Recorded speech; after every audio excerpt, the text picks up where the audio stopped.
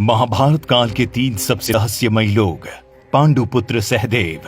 5 पांडवों में से 2 नकुल और सहदेव दोनों ही माद्री अश्विन कुमार के पुत्र थे, जिनमें से सहदेव भविष्य में होने वाली हर घटना को पहले से ही जान लेते थे।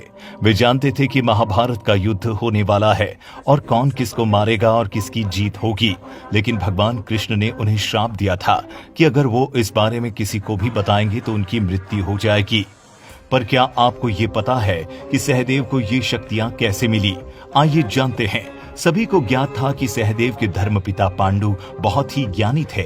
उनकी अंतिम इच्छा थी कि उनके 5 बेटे उनके मृत शरीर को खाए, ताकि उन्होंने जो ज्ञान अर्जित किया है वो उनके पुत्रों में चला जाए। किंतु सहदेव ने ही हिम्मत दिखाकर अपने पिता की इच्छा का पालन किया और उन्होंने पिता के मस्तिष्क के 3 हिस्से खाए।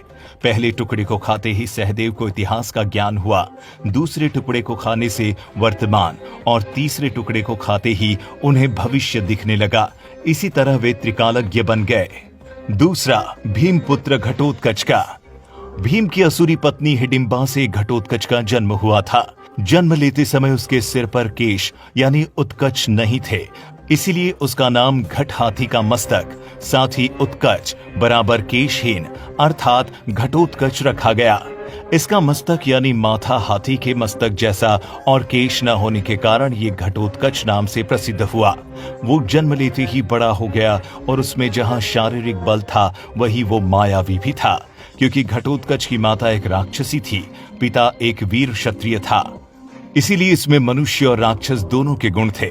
ऐसा माना जाता है कि कद काठी के हिसाब से वो इतना विशालकाय था कि वो लात मारकर रथ को कई फुट पीछे फेंक देता था और सैनिकों को तो वो अपने पैरों से कुचल देता था।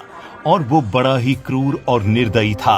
उसने अपनी शक्ति से महाभारत युद्ध के बीच हाहाकार मचा दिया था।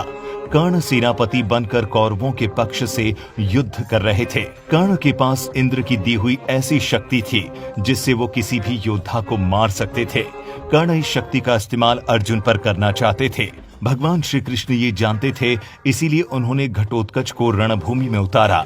इस राक्षस ने आकाश से अग्नि और अनेक प्रकार के अस्त्र शस्त्र बरसाना शुरू कर दिया, जिससे कौरव सेना में हाहाकार मच गया। तब दुर्योधन ने घबराकर कर्ण से इसे मारने के लिए कहा। कर्ण ने उसे घटोत्कच पर अमोघ शक्ति का प्रयोग किया, जिसके बाद घटोत्कच क्षण भर में ही निर्जीव होकर पृथ्वी पर गिर पड़ा। पांडवों को उसकी मृत्यु से दुख हुआ था, लेकिन भगवान श्री कृष्ण ने सारी बात समझाकर उन्हें संतुष्ट कर दिया था। अब हम अंत में आपको बताते हैं बर्बरिक के बारे में, जो दुनिया का सर्वश्रेष्ठ धनुर्धर थे। भीम पौत्र बर्बरिक के 3 ही बाण काफी थे, जिसके बल पर वे कौरवों और पांडवों की पूरी सेना को खत्म कर सकते थे।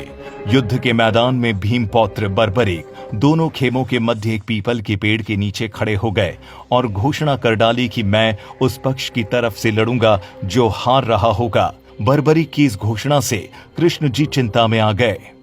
उन्होंने अपने और अर्जुन के सामने बर्बरिक से उसकी वीरता का चमत्कार दिखाने को कहा। श्री कृष्ण ने कहा कि ये जो वृक्ष है, इसके सारे पत्तों को एक ही तीर से छेद दो तो मैं मान जाऊंगा। बर्बरिक ने आज्ञा लेकर तीर को वृक्ष की ओर छोड़ दिया। जब तीर सारे पत्तों को छेदता जा रहा था, तब एक पत्ता टूटकर नीचे गिर पड़ा। कृष्ण ने उस पत्ते पर यह सोचकर पैर रखकर उसे छुपा लिया कि ये छेद होने से बच जाएगा, लेकिन सभी पत्तों को छेदता हुआ वो तीर कृष्ण के पैरों के पास आकर रुक गया। तब बर्बरिक ने कहा कि प्रभु, आपके पैर के नीचे एक पत्ता दबा हुआ है, कृपया पैर हटा लीजिए, क्योंकि मैंने तीर को सिर्फ पत्तों को छेदने की आज्ञा दे दी है, आपके पैर को छेदने की नहीं। इसके इस चमत्कार को देखकर कृष्ण चिंतित हो गए। श्री कृष्ण ये बात जानते थे कि बर्बरिक प्रतिज्ञावश हारने वाले का साथ देगा। यदि कौरव हारते हुए नजर आए तो वो पांडवों के लिए संकट खड़ा करेगा, और जब पांडव बर्बरिक के सामने हारते हुए नजर आए तो फिर वो पांडवों का साथ देगा। इस तरह वो दोनों सेना को अपने एक ही तीर से खत्म कर देगा। तब भगवान श्री कृष्ण को एक युक्ति सूझी और वो ब्राह्मण का भेष बनाकर सुबह बर्बरिक के शिविर के द्वार पर पहुंचे और दान मांगने लगे। बर्बरिक ने कहा, मांगो ब्राह्मण, क्या चाहिए? ब्राह्मण रूपी भगवान ने कहा कि तुम दे न सकोगे, लेकिन बर्बरिक कृष्ण के जाल में फंस गए और कृष्ण ने उससे उसका शीश मांग लिया। बर्बरिक द्वारा अपने पितामह पांडवों की विजय हेतु स्वेच्छा के साथ शीश दान कर दिया गया। इस बलिदान को देखकर भगवान श्री कृष्ण ने बर्बरिक को कलयुग में स्वयं के नाम से पूजित होने का वर दिया।